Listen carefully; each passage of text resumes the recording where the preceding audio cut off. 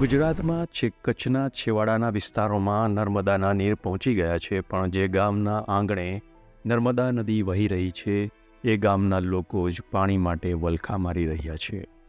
આ વાત છે છોટાઉદેપુર જિલ્લાના કવાંટ તાલુકાના તુરખેડા ગામની.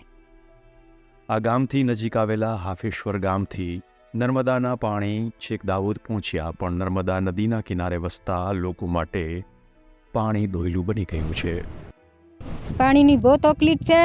રોજ આમું વાત કરીએ, બાકી કશું કરી આલતા નથી.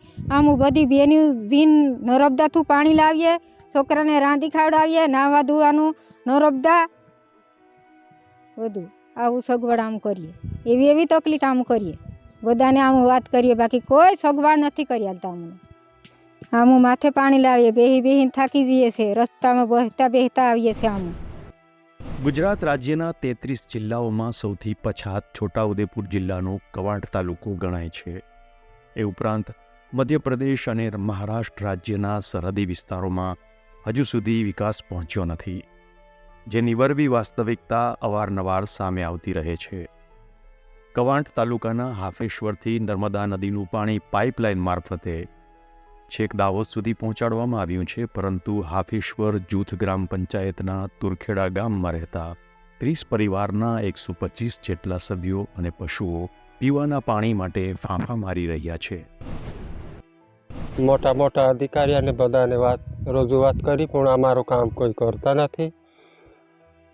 બહુ તકલીફ પાણીનું. 2 કિલોમીટર પાણી લાવી નર્મદાથી પીએ, પણ બહુ તકલીફ છે. અમારું કોઈ કામ નહીં કરતા મોટા મોટા અધિકારી.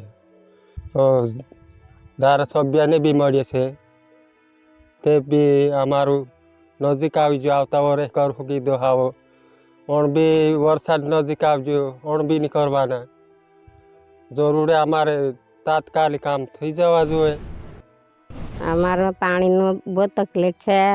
નર્મદા કિનારેથી ન લાવીએ ને વાટે બેહતા અડધો ડુંગર ચડીને બહીએ, પાણી પીને પાછા ચડીએ, તે પાછા ઉપર ચડીને બહીએ, તો પછી ઘેર આવીને આવતા થાકો પીએ, પછી કામ કરીએ. આમ ભારી તકલીફ છે અમારે પાણીની.